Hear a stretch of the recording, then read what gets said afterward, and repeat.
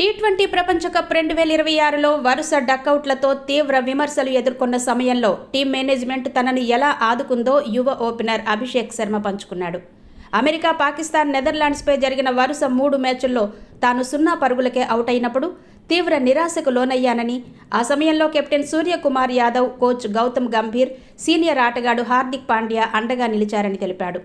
విమర్శల ప్రభావం తనపై పడకుండా ఉండేందుకు వారు తన ఫోన్ను తీసుకుని సోషల్ మీడియా యాప్లను వెంటనే డిలీట్ చేయించారని అభిషేక్ వివరించాడు. డకౌట్ల తర్వాత ఆందోళనలో ఉన్న తనకు గంభీర్ సర్, సూర్య, హార్దిక్ ధైర్యం చెప్పడమే కాకుండా బయట ప్రపంచం ఏమనుకుంటుందో అన్నది ముఖ్యం కాదని, డ్రెస్సింగ్ రూమ్లోని 30 మందికి నీపై ఉన్న నమ్మకమే ముఖ్యమని హితబోధ చేశారని తెలిపాడు.